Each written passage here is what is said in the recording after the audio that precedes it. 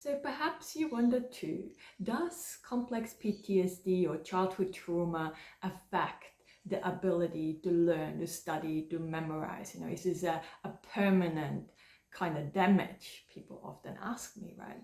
Is my brain damaged that badly that I can never study? Have you wondered about that?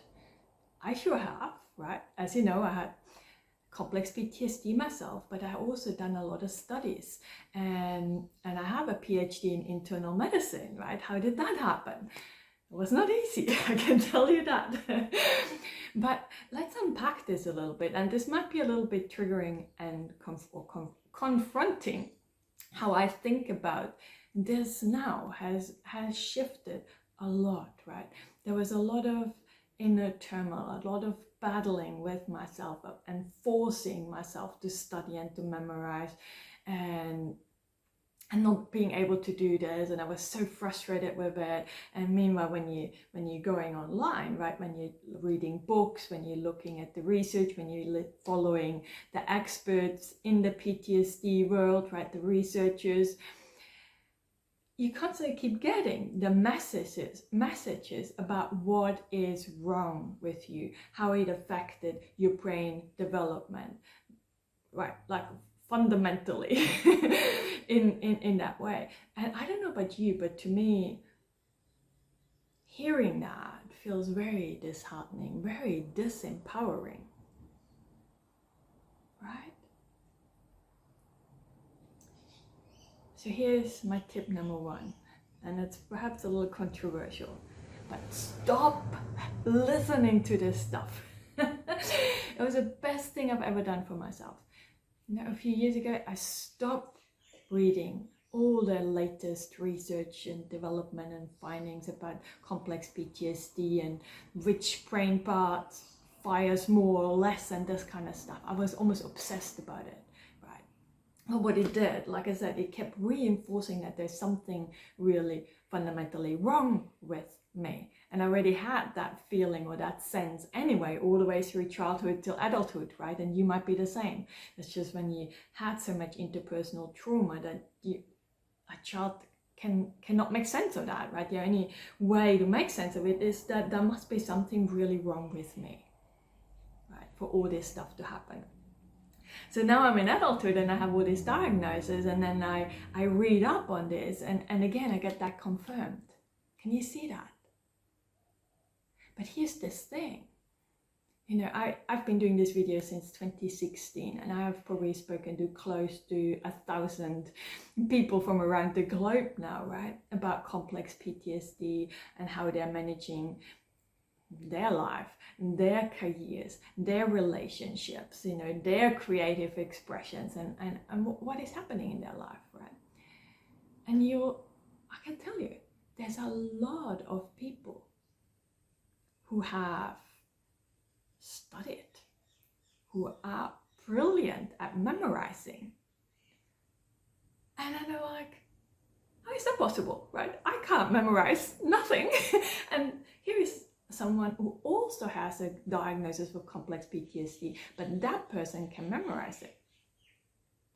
So can it really be true that this is a symptom of complex PTSD? Right? And I think that's where it gets a bit tricky. There is truth to, yes, it affects your ability to study and learn, while you are in this hyper-vigilant mode, that reactive, this fight-flight response, or also when you're really shut down, that dissociated kind of states.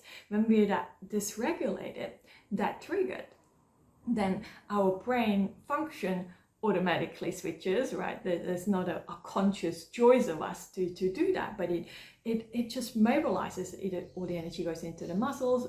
Anyway, they've shown that the prefrontal cortex kind of isn't quite as active because you don't really need it in that moment. You don't need to memorize. It's not the most important thing. Survival becomes the most important thing when we're dysregulated, right? So the key, if you're struggling with memorizing, learning, or studying, and if this is something that is of true value to you, right? If there is a course or there's a skill or something that you truly want to learn, that you want to learn, not because your partner or your family or friends or whatever say that this is what you should be doing, or they think that you would be really good at that. Something that comes from within you. No, I'm actually really interested in that. I'm really passionate about this. I want to learn about this, but I just can't. I just can't, right? In that case, it is just a matter of helping you feeling more grounded, more safe in your body. And the memorizing thing almost takes care of itself, right? It's a skill too, in a way. Like I love Jim Quick.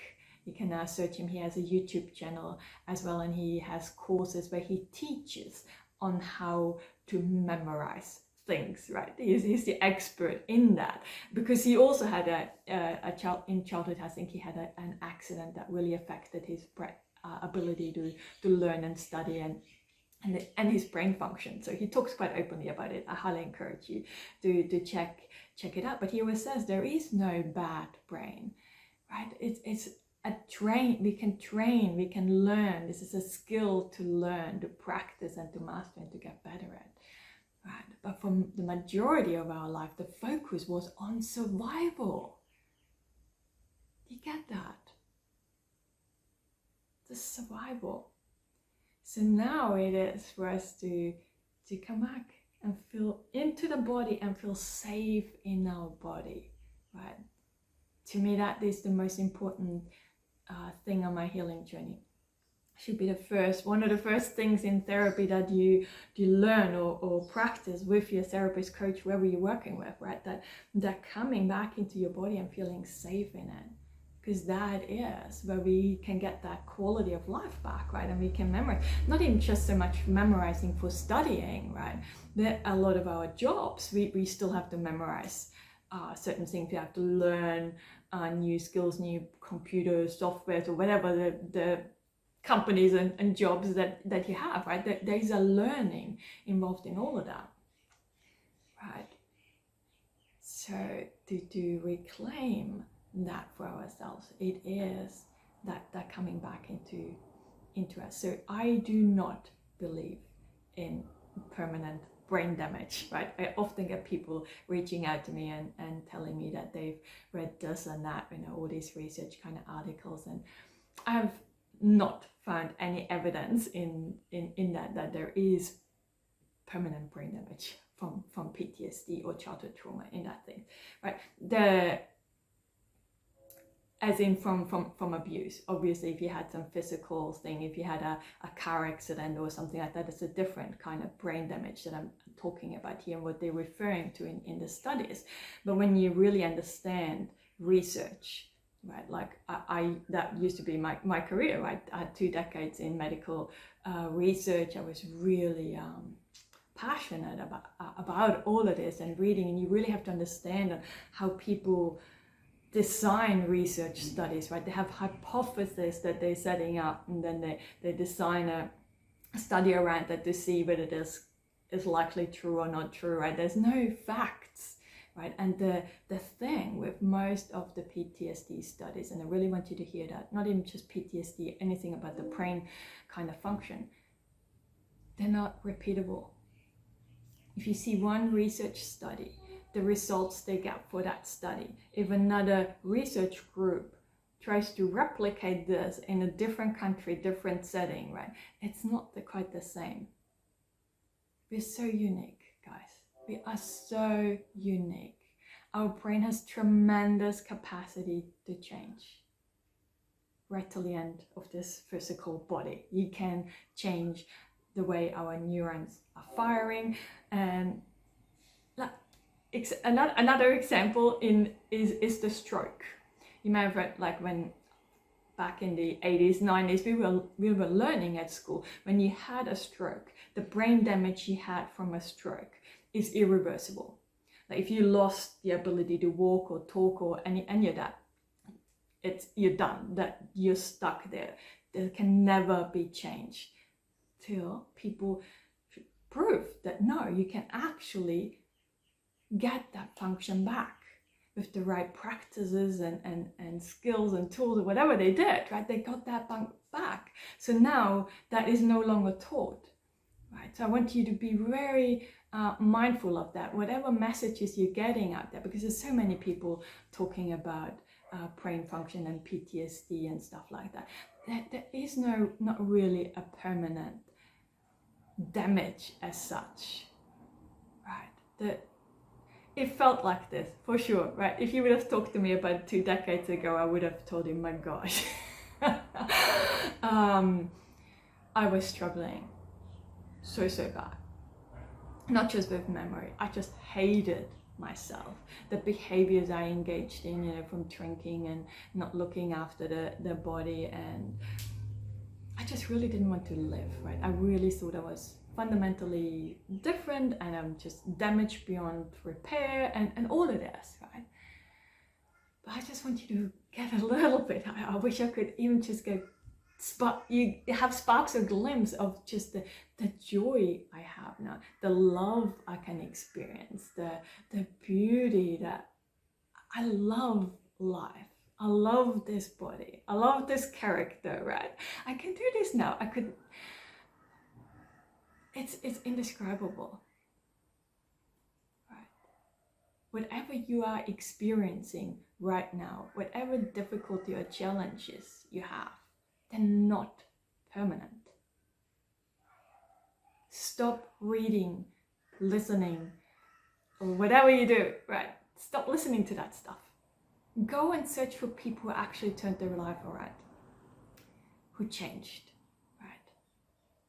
When it was more about the physical illnesses and the physical manifestations of my self-hate, and there was a lot of chronic illnesses and pains and things like that going on, the person that helped me most with that was Dr. Jo Despenser, right? I went on that YouTube channel. He has so many testimonials of people who turned their life around that for me, it's just something like, oh, it's possible. If it's possible for all these people, it's got to be possible for me too. And it sparked something in me again, some curiosity. I'm going to find a way. And the key here is, I want you to hear that too, the answer to that is not out there. You're not going to find this in another book or another video. You get some inspiration from that to keep going and motivation, but the answers are within your body, right? In my own coaching and stuff, right? That it's not so much me teaching you skills in a sense. I can do that, right? People often ask for that. There's no problem with that. I can do that. But the beauty is that I can guide you back to your own inner knowing, right? Your own inner knowing, and stop doubting that. Isn't that beautiful? Right? That is what the trauma has done. I feel that's the most damage, right? That disconnecting from our own inner knowledge, that we constantly doubt and second guess ourselves, not trusting ourselves, right? And some of the symptoms really make it hard to trust yourself at times too, right? I get it, but I just really want you to slow things down a little bit. Stop consuming information, stop reading up on that stuff, and just pause for a moment and check in. Is this what I'm trying to do actually really aligned with what I want to do? Do I truly value that? Or am I just curious or want to do this in order to feel more worthy? Feel like that I'm more of value to this world, right? That I can be appreciated, can be of service. Really check into what is the drive, the motivation for this, right?